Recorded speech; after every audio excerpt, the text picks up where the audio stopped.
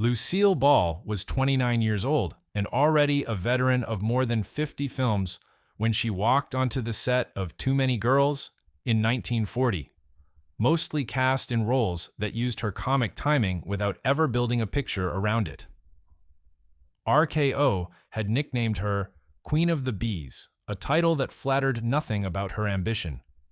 Desi Arnaz was 23, a Cuban-born bandleader who had fled Havana with his family as a teenager during the 1933 revolution, lost the family's property and his father's political standing overnight, and rebuilt himself in Miami and then New York as a conga player and orchestra leader with a magnetic stage presence and almost no patience for staying in one place.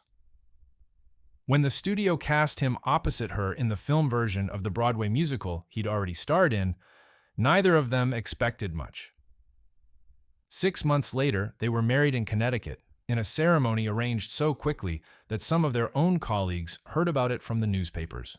People close to the couple described the early marriage less as a romance, settling into a routine, than as two volatile schedules colliding. Desi toured constantly with his band, sometimes for months without returning to Los Angeles. Lucille worked her own contract obligations, picking up film after film without ever landing the role that would make her a true star. The distance wasn't incidental to the marriage. It was the marriage's basic structure for most of the 1940s. Desi's reputation for drinking and for women on the road started accumulating early and never really stopped. By 1944, 3 years in, Lucille filed for divorce. She withdrew the filing before it went through. A pattern of filing and reconciling that would recur in different forms for the rest of their time together. Friends who spoke about it later, after both had died, generally agreed on the same point. She loved him, she didn't trust him, and neither feeling canceled the other out enough to make a clean decision possible. By the start of 1950, CBS had a hit on its hands with Lucille's radio program, My Favorite Husband, and wanted to adapt it for the still new medium of television. The network's instinct was to keep the format close to the radio show, which meant casting an actor who matched the all-American husband archetype the format had been built around. Lucille said no. She wanted Desi in the role, and she was direct about her reasoning even at the time. If the show worked, he would be working from a soundstage in Los Angeles instead of a bandstand in another city, and the marriage would have a chance at actually existing in the same place for once. CBS resisted, partly over the practical question of how a Cuban bandleader would read to a mainstream American audience as a sitcom husband, and the network's hesitation effectively killed the original pitch. Rather than let it die, Lucille and Desi put together and financed a vaudeville act of their own, touring it to prove an audience would accept them as a couple, and then financed a television pilot themselves when CBS still wouldn't commit money to the idea. The vehicle they built to keep their marriage in one zip code became Desilu Productions, a company formed initially as a practical fix for a relationship problem and not as a long-term business strategy. I Love Lucy went on the air in October 1951. Within several months, it was the highest-rated program in the country, and it stayed there through most of its run. The show's premise leaned directly on the contours of their actual marriage without ever naming it as such.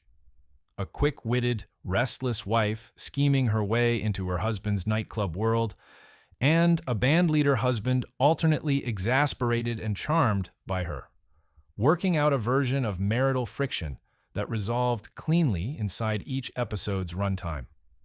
Audiences who had no idea about the real tension in the Arnaz household were, week after week, watching a fictionalized and softened replay of it.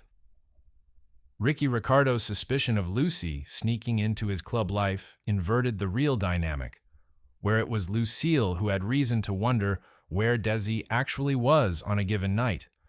But the emotional shape, jealousy, reconciliation, a marriage held together by performance and affection in roughly equal measure, was close enough to the source that people who knew the couple privately noticed it. What started as a fix for the marriage turned into something neither of them had planned for, an actual studio. Desi didn't just produce I Love Lucy. The company retained ownership of the show outright, a deal Desi negotiated specifically so they would keep the rerun rights, at a moment when almost nobody in the industry thought reruns would be worth anything. That decision alone built the financial foundation for everything Desi became over the following decade, a production company with its own lot, employing hundreds of people, producing other series alongside I Love Lucy by the mid-1950s. Desi ran the business side of it with a skill that surprised people who had only ever seen him as the bandleader husband on screen. He understood production costs, syndication value, and studio logistics in ways that put him ahead of most network executives at the time. But the company's growth gave him more places to be, more sets to oversee, more late nights that had a professional justification attached to them, even when the actual activity had nothing to do with work. Running a studio gave the same old pattern a new cover story. In September 1953, the marriage's private troubles briefly collided with a manufactured political crisis.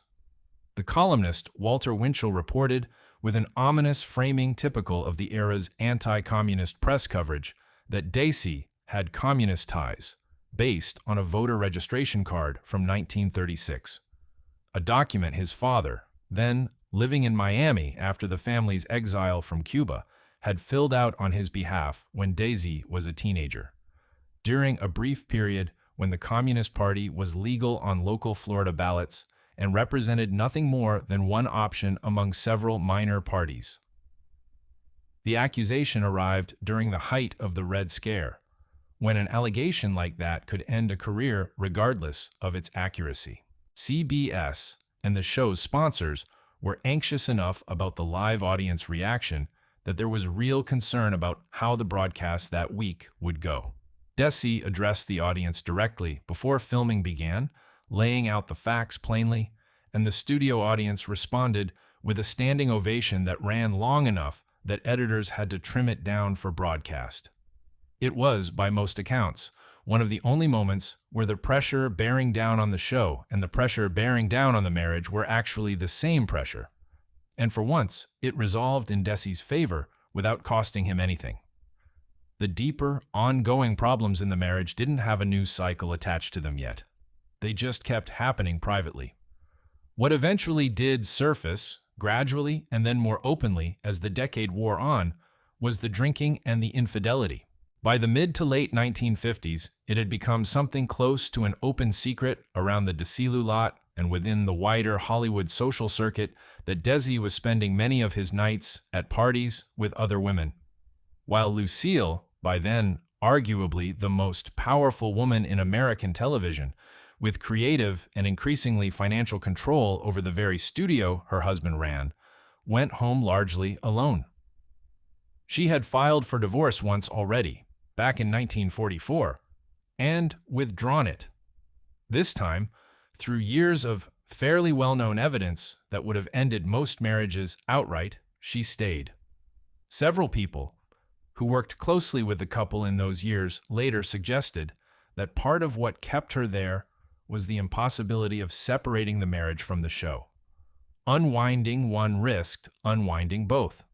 And by the late 1950s, both of their professional identities and Desilu's continued existence as a company were tied to the public idea of the Arnazis as a couple.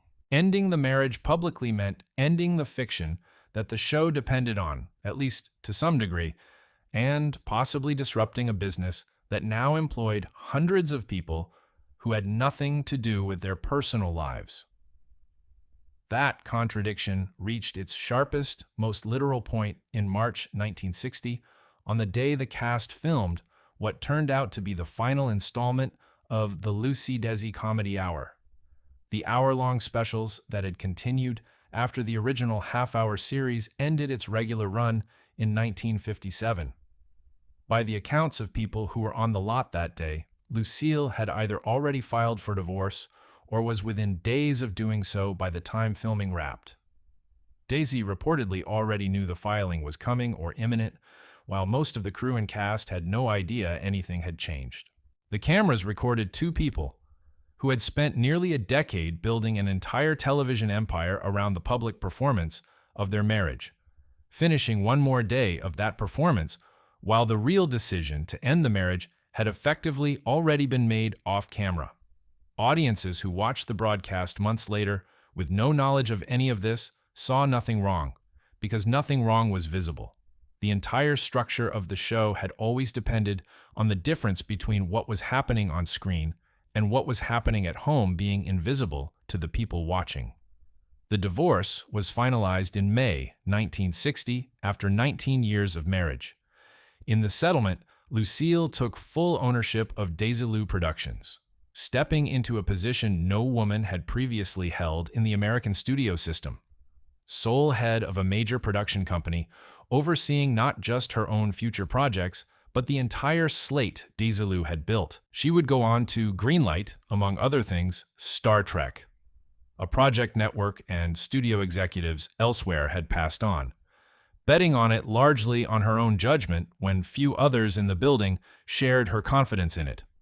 Desi continued working in production for a while longer, but with diminishing creative and commercial returns, and with a drinking problem that was by then no longer something anyone close to him bothered to disguise. His name going forward became attached publicly to the end of the marriage in a way it had never quite been attached, at least not in the press, to the building of the company in the first place. What stands out about the full arc of it isn't really that the marriage failed.